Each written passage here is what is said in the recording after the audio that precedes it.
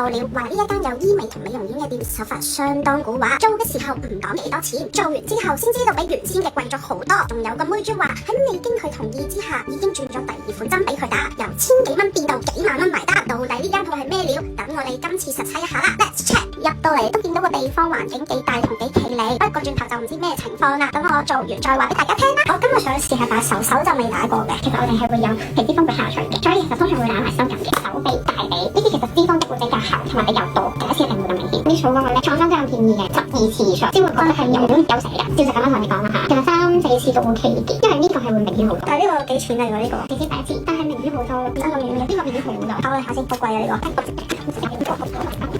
你係打呢15個邊嘅，都係唔考慮住啦，照打個手針。收緊針你要唔要買？本身嗰個手針係有冇包埋個收緊嘅咁？你要計喎，你本身係用呢個份量一定係多啲嘅，收緊針個份量一定少啲嘅。收緊呢個份量會唔會再加多少少？照佢咁樣咯。係因為你個脂肪比較大，加1000蚊，加多少少個收緊。緊要咯，試咗先爭咁遠個價錢。3800單打。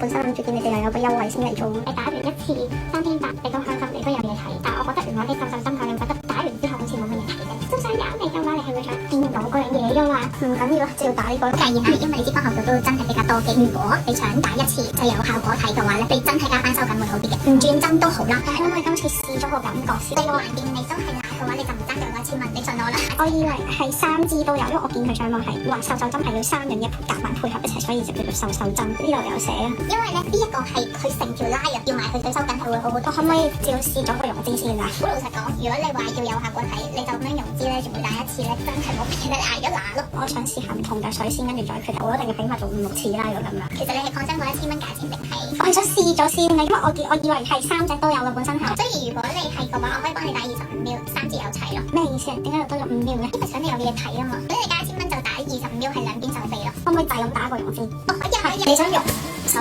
臂？如果正常人都幾時可以見效嘅？你脂肪逼大嘅話，未必可能第一次會有明顯效果睇到。佢個療程咗，佢呢一隻真係2次以上嘅。呢個會唔會打？我會 keep 住想打嘅，但係我睇睇呢隻得唔得先。我之前做嗰啲係真係5日內，我應該就見到 firm 咗嘅已經係。要問下你哋會唔會想 keep 多2次？俾咗今次先啦。同大家分享今次探店嘅體驗。今次體驗咗一個好差嘅醫美針劑療程。入到黑房就同我講，原本我預約咗嘅針劑唔適合我，就叫我補錢轉另外一隻牌子，仲要我補4800蚊去做。係咁 sell，堅持話呢個 upgrade 咗嘅療程會好啲。咁我呢個時候就話貴啦，佢就改口話，咁我3800蚊俾你啦。哇，真係任得你 up 嘅喎呢啲價。喺我等候嘅期間，有另外一位姑娘入咗房就話，我唔使你轉牌子啊，但係你加翻個收金會好啲咯。之後我即刻忍唔住同佢講，其實係要3款一齊做先叫瘦手針嘅喎。呢個姑娘就同我講話，本身你預約咗嗰款瘦手針係得溶脂成分冇收緊㗎。嗱，咁真係頭先嗰條友講大話啦。之後呢個姑娘就同我講，你加1000蚊啦，我俾晒3款針你做，你擺定喺度呃人嘅啫喎，誤導消費者喎。而家終於俾我爭取到入房打針啦！哇，一入到去，我見到個醫生係冇着制服、冇戴口罩、冇戴手套，全程西面啊！一坐低，佢一嘅插支針落我個部位度啊！